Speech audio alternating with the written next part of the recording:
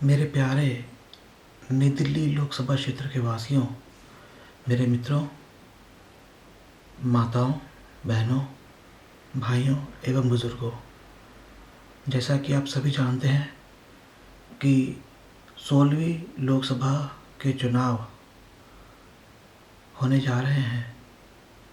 इन चुनावों में मैंने भी अपना नामांकन नई दिल्ली लोकसभा निर्वाचन क्षेत्र से भरने का निश्चय किया है। मैं अपना नामांकन एक स्वतंत्र प्रत्याशी के रूप में अथवा किसी नए राजनीतिक दल के साथ भरूंगा। नई दिल्ली लोकसभा क्षेत्र में यह 10 क्षेत्र आते हैं: करोल बाग, पटेल नगर, मोती नगर, नई दिल्ली, कस्तूरबा नगर, आर के पुरम, दिल्ली कैंट, मालवीय नगर, ग्रेटर कैलाश और राजेंद्र नगर। इन 10 क्षेत्रों के लोगों से मेरी यह अपील है कि वह अपना वोट मुझे दें। पहले मैं आपको अपने बारे में कुछ बताना चाहूँगा। मेरा नाम निखिल सबलानिया। मेरा जन्म रैगरपुरा करोल बाग में हुआ। मैंने स्कूली शिक्षा JLD public school Paschim Vihar से की। उसके बाद मैंने स्नातक ग्रेजुएशन जाकिर हुसैन कॉलेज दिल्ली विश्वविद्यालय से मनोविज्ञान साइकोलॉजी में की। उसके बाद 3 साल का पोस्ट ग्रेजुएट डिप्लोमा फिल्म और टीवी की डायरेक्शन और स्क्रीन प्ले राइटिंग के में सत्यजीत रे फिल्म और टेलीविज़न संस्थान कोलकाता से किया।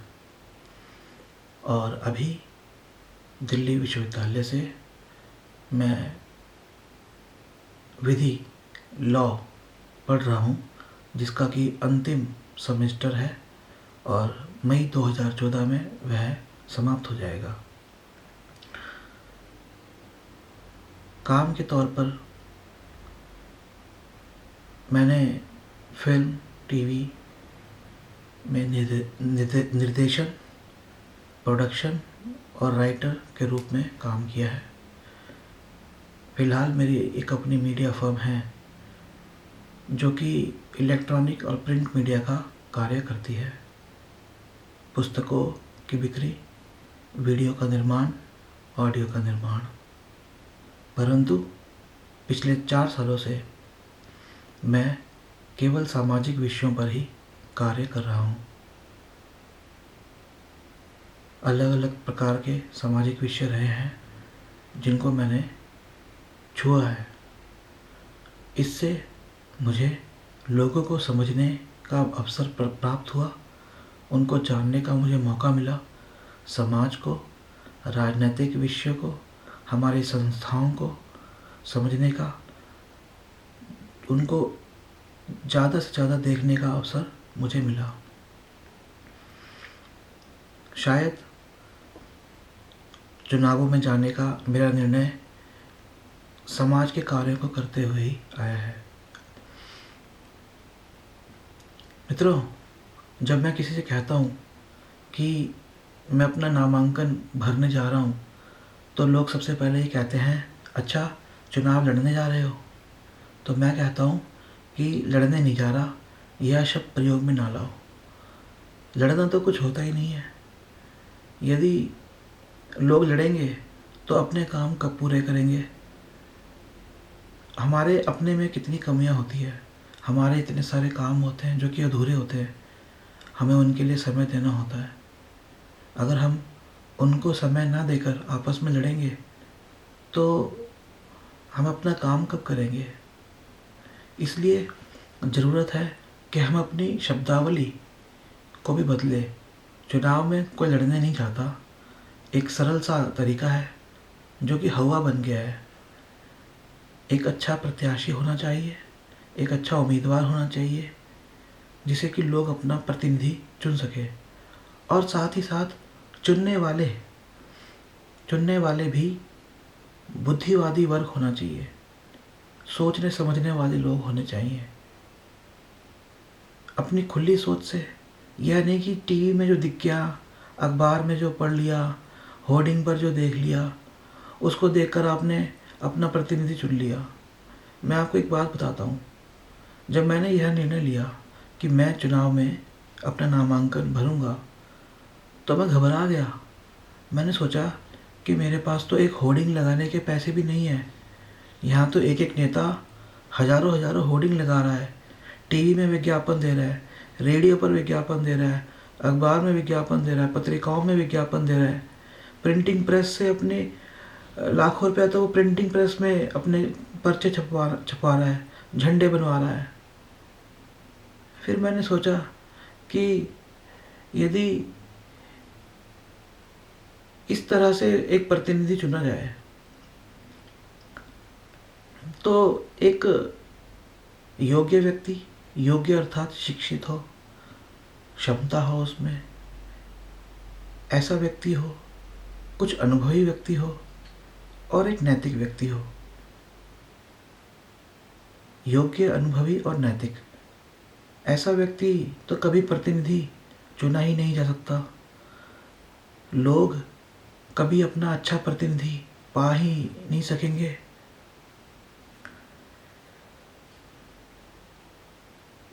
जिस प्रकार से चुनावी प्रक्रिया हो गई है, ऐसा लगता है कि यह कोई सरल प्रक्रिया नहीं रही है, कोई आसान सहज प्रक्रिया नहीं रही है। जैसे कोई घोड़ों की घुड़दौड़ हो गई है कि दाव लगाओ और जीत जाओ, दाव लगाओ और जीत जाओ।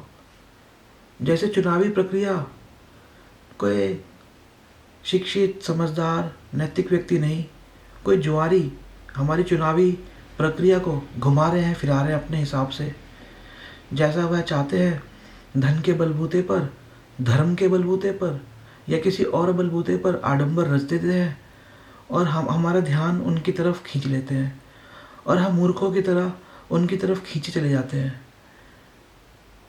मैं ये प्रश्न चुनाव आयोग से पूछना चाहता हूँ कि भारत में प्रतिनिधि चुनने की क्या प्रक्रिया है।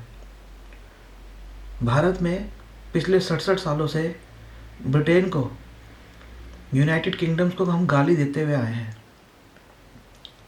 लेकिन मुझे पता लगा है कि यूनाइटेड किंगडम्स में जब चुनाव होते हैं तो एक होर्डिंग, एक पोस्टर, एक बैनर भी नहीं लगता है। डेविड कैमरून डेली मेट्रो से आते जाते हैं, खाली एक दिन का दिखावा नहीं करते। कोई भी सभा हो, वहाँ के प्रधानमंत्री सहज भाव से जाते हैं। सिर्फ और सिर्फ वहाँ पर पब्लिक डिबेट होते हैं। पब्लिक डिबेट के अंदर टीवी डिबेट्स भी होते हैं और लोगों के साथ संपर्क स्थापित होता है और लोगों के क्षेत्रों में भी डिबेट होते हैं। अर्थात बुद्धिवादी तरीके से और नैतिकवादी तरीके से ब्रिटेन में, यूनाइटेड किंगडम्स में चुनाव प्रक्रिया होती है। लेकिन जिस ब्रिटेन को हम गाली देते हैं, जिस ब्रिटेन ने हमें डेमोक्रेसी, प्रजातंत्र दिया है, आज हमने उस ब्रिटेन के उस प्रजातंत्र को, उस डेमोक्रेसी को क्या किया है। यहाँ पर चुनाव आयोग कह रहा है कि नहीं, और लाखों रुपया ले लो, और लाखों रुपया ले लो, और लाखों रुपया। अरे करोड़ों रुपया तो पहले से ही इलेक्शनों में लग रहा है, आप इनको और छूट दोगे तो ये कितना लोगों का ध्यान अपनी तरफ भटकाएंगे। एक तरफ तो आप कहते हो कि धन का प्रयोग ना किया जाए, शराब ना बांटी जाए, पैसे ना बांटे जाएँ, अत्यधिक मीडिया पोल ना किए जाएँ, अत्यधिक मीडिया का दुरुपयोग ना किया जाए। दूसरी तरफ आप कह रहे हो कि जितना चाहो उतना खर्चा करो, आप अपनी सीमा बढ़ाते जा रहे हो। तो किसके आदेश पे आप अपनी सीमा बढ़ा रहे हो? लोगों के आदेश पे क्या आप अपनी सीमा बढ़ा रहे हो?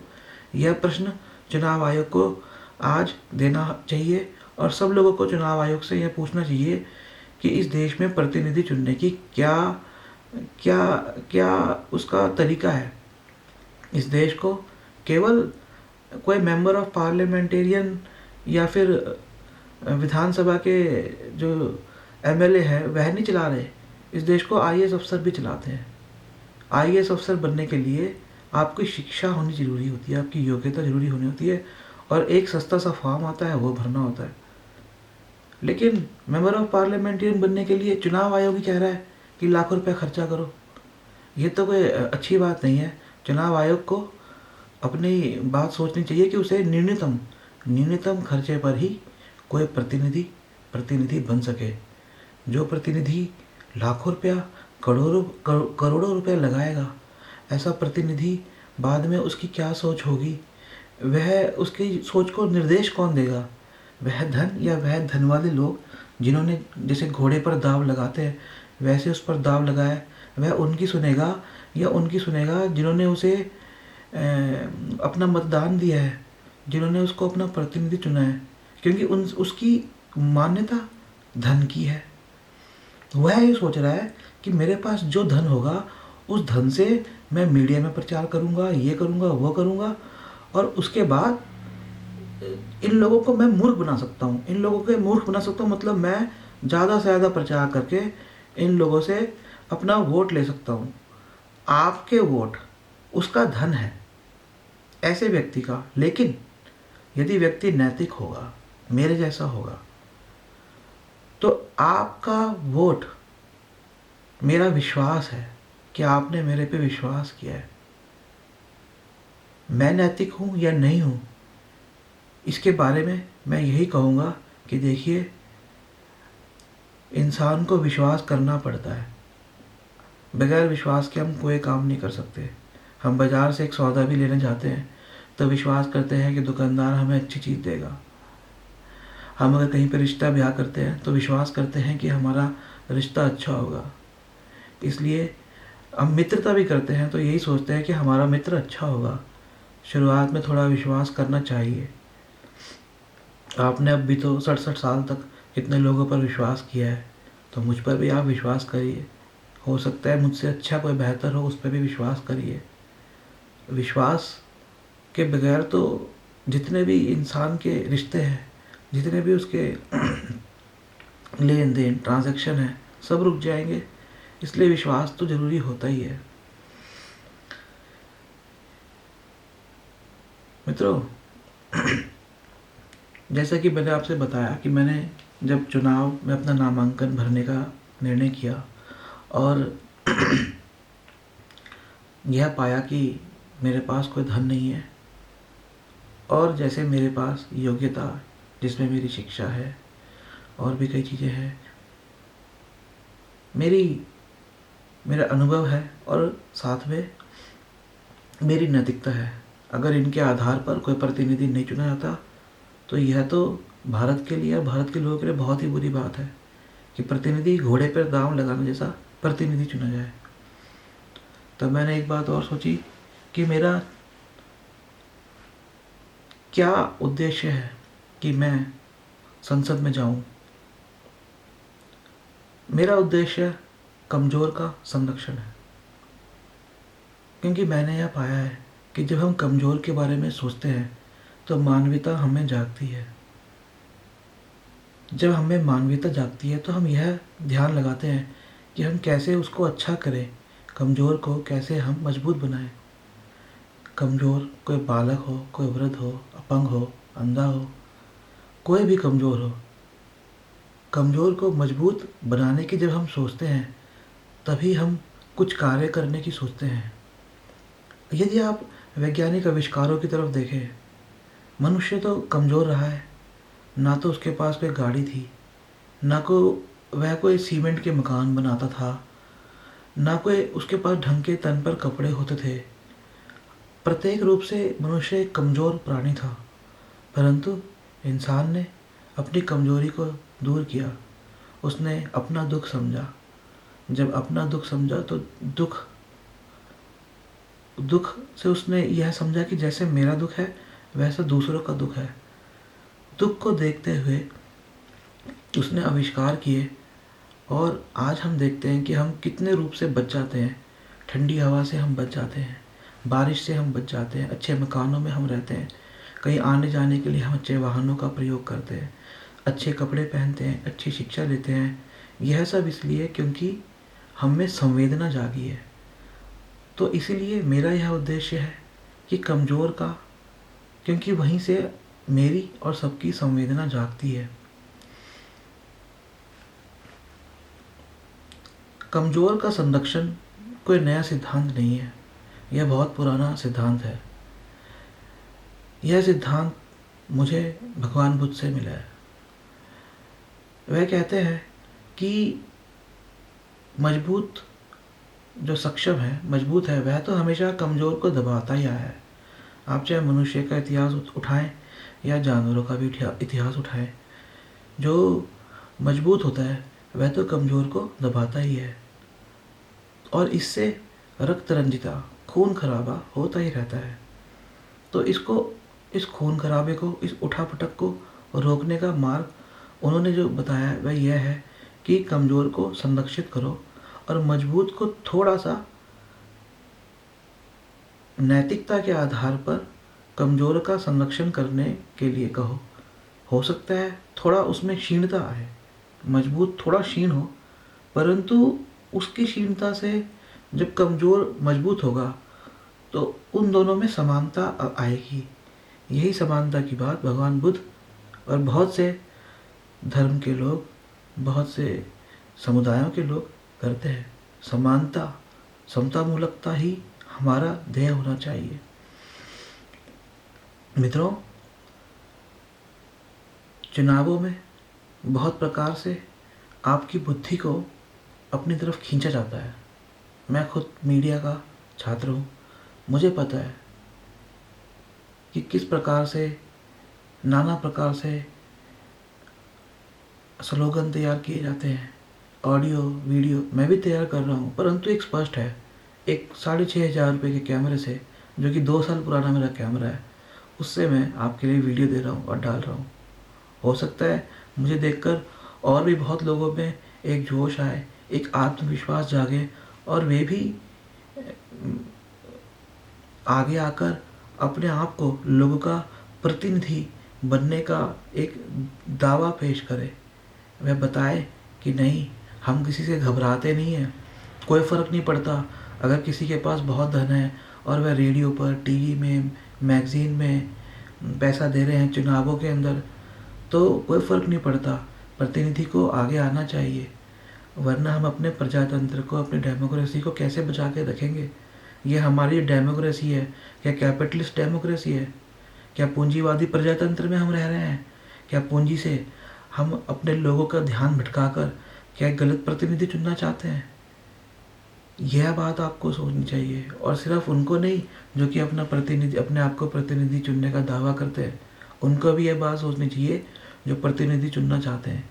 सबसे ज़्यादा इम्पोर्टेंट, सबसे ज़्यादा महत्वपूर्ण तो उनके लिए है कि जो अपना प्रतिनिधि चुनना चाहते हैं, चाहे आप किसी भी वर्ग से हो, प्रतिनिधि आपके जीवन को इफ़ेक्ट करता ही करता है। इससे कोई फ़र्क नहीं पड़ता आपके पास धन है नहीं है, शिक्षा है नहीं है। प्रतिनिधि एक बहुत शिक्षित व्यक्ति, बहुत नैतिक व्यक्ति होना चाहिए। यह बात लोगों को समझने की ज़रूरत है। बंधुओं, इसके लिए मैं चाहता हूँ कि आप एक बार मुझे अपनी गली में, अपने मोहल्ले में, अपने घर में, अपने मित्रों के साथ, अपनी दुकानों पर, अपनी फैक्ट्री में, जहाँ भी आप बुलाना चाहें, मुझे एक बार बुलाएं, मुझसे बातचीत करें। मुझे भी आपको समझने का मौका मिलेगा, आपको भी मुझे समझने का, मुझे जानने का मौका मिलेगा। इसके लिए आप मुझे फ़ोन कर सकते हैं या ईमेल कर सकते हैं। फेसबुक पर एक पेज बनाया है, न्यू दिल्ली लोकसभा। आप ही टाइप करेंगे फेसबुक पर तो आपको यह मिल जाएगा। मेरा फ़ोन नंबर है, पहले मेरा नाम निखिल सबलानिया, फ़ोन नंबर 8527533051। मेरा ईमेल है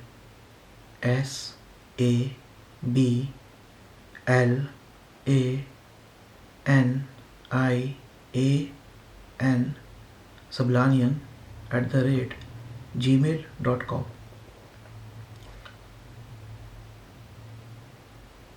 मेरा स्थान गोल मार्केट में है।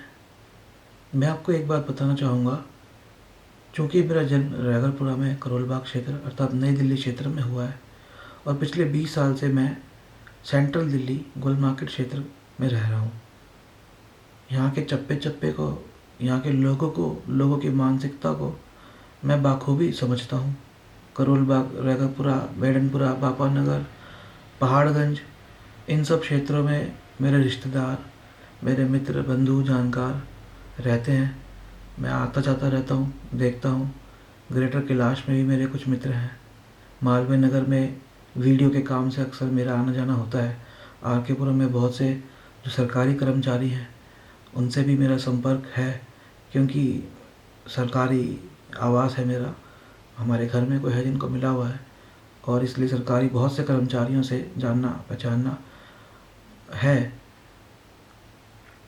तो इस पूरे क्षेत्र से मैं बहुत अच्छी तरह से वाकिफ़ हूँ। एक मनोविज्ञान का छात्र होने के नाते मनुष्य के, इंसान के मनोविज्ञान को भी मैं बाखूबी जानता हूँ। हमारे मनोविज्ञान में हमने समाज के बारे में, मनुष्य के बारे में बहुत अच्छे से डिटेल पढ़ा है। जाकिर हुसैन कॉलेज से मैं पढ़ा हूँ। उसके अलावा मीडिया का छात्र होने के नाते फिल्म और टीवी कोई तकनीक नहीं है, यह समाज की शिक्षा है, राजनीति की शिक्षा है। जब हम फिल्म स्कूल में जाते हैं तो हम केवल फिल्म बनाना नहीं सीखते। फिल्म तो कोई भी बना सकता है। कैमरा ऑन करके दे दो, फिल्म बन जाती है। माइक ऑन करके दे दो, आवाज़ रिकॉर्ड हो जाती है। परंतु जब फिल्म बनाना सीखते हैं तो हम समस्त विश्व की फिल्मों के जरिए, समस्त विश्व के अंदर जो राजनीतिक स्थितियाँ, बदलाव, इतिहास रहे, समाज और आर्थिक इतिहास, सामुदायिक परिस्थितियाँ, न केवल किसी राष्ट्र के तौर पर बल्कि अंतर्राष्ट्रीय तौर पर क्या क्या होती हैं, वह सब अध्ययन हमें फिल्म स्कूल में करना पड़ता है। पूरे विश्व के लोगों से हम मिलते हैं। मेरी फिल्म चार देशों में दिखाई गई है। चाइना, फ्रांस, ब्रिटेन, स्पेन, और एक दूसरी फिल्म 2 देशों में दिखाई गई। चाइना में बीजिंग फिल्म अकेडमी में मैं जा चुका हूँ, भारत का प्रतिनिधि कर चुका हूँ। 2010 में international student film and video festival होता है, ISFEF, 9th ISFEF। मैं वहाँ गया, मुझे चाइना को देखने का मौका मिला। मैंने देखा कि वहाँ की संस्थान में किस तरह से लोगों में स्टूडेंट्स में जोश भरा जाता है पढ़ाई को लेकर। यहाँ की संस्थानें, सरकारी संस्थानें तो राजनीति का केंद्र बन गई है। राजनीति भी क्या कहेंगे, राजनीति तो कहना भी गलत है। हमारे देश के अंदर प्रजानीति है और जो नैतिक व्यक्ति होगा वैसी ही वह नीति करेगा। वहाँ पर खाने में 60 रुपये में इतना अच्छा भोजन मिलता था और यहाँ पर घटिया से घटिया हमें भोजन मिलता है। यह तो एक देश है। जब और देशों में हम सीखेंगे, जाएंगे, तो उस हिसाब से हम यहाँ करेंगे काम। बहुत पिछड़ा देश है, शिक्षा का स्तर इतना नीचा है। आपको मैं बताता हूँ कि NCERT के अंदर 1 साल पहले जो इन्होंने सैम्पल पेपर दिए, हिंदी मीडियम के स्टूडेंट्स को इंग्लिश के सैम्पल पेपर दिए सरकारी स्कूलों के अंदर। आप NCERT की एक पुस्तक उठा के देखिए, हर पृष्ठ पे आपको 3 से 4 या हो सकता है 10 गलतियाँ भी प्रिंटिंग की मिल जाए। सरकारी अस्पताल का ये हाल है। मैं आपको बता दूँ, अपना ही एक्सपीरियंस बताता हूँ। मेरे पिताजी का 1979 में एक्सीडेंट हुआ, बाइक से उनका एक्सीडेंट हुआ, धौलक हुआ 1979। उनका नाम था विश्वामित्र सबलानिया। रैगरपुरा में बहुत जानते थे लोग उनको। विशु काफ़ी लोगों के मदद वाले वह व्यक्ति थे। उनकी एक्सीडेंट के बाद राम मनोहर लोहिया ब्रेंडिंग में उनको भर्ती कराया गया। डॉक्टरों की स्ट्राइक थी, उनके हाथ पैर बांध दिए गए, दर्द से वह तड़पते रहे। 3 दिन बाद ब्रेन हेमरेज से उनकी मृत्यु हो गई। ऐसे ही मैंने कई बार, क्योंकि हमारे तो घर के पास ही अस्पताल है, लोगों को आते हुए इन अस्पतालों में एक बार मैंने अपनी आंखों से देखा कि एक एक्सीडेंटल केस आया। आधे घंटे तक मेरे सामने वो आदमी स्ट्रेचर पर पड़ा रहा। आधे घंटे बाद उसकी हार्ट बीट चेक करने वाली मशीन लेके आए और कह दिया ही इज़ डेड, मर गया ये। आधे घंटे तक उसका कोई इलाज नहीं हुआ। ये हाल है यहाँ पर।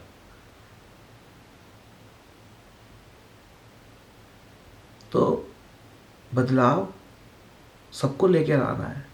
आप ये ना सोचिए कि आप ये मीडिया जो आपको दिखा रही है, हो हल्ला दिखा रही है, मीडिया की कमाई हो रही है, व्यापारी का धन लग रहा है, इससे आप अपने आप को दूर रखिए। आज मैं आपके पास आ रहा हूँ, मुझे चुनिए, ये बात आप समझिए। मैं बुरा नहीं बोल रहा हूँ, हो सकता है कि मैं अपनी नई राजनीतिक पार्टी भी बनाऊँ। भीड़ इकट्ठी करना बहुत ज़रूरत है, बहुत आसान है।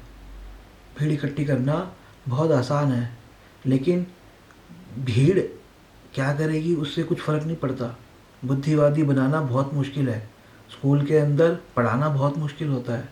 मेरा उद्देश्य मेरा उद्देश्य मेरा उद्देश्य आपको भीड़ बनाना नहीं है, आपको मूर्ख बनाना नहीं है। मेरा उद्देश्य आपको शिक्षित करना है।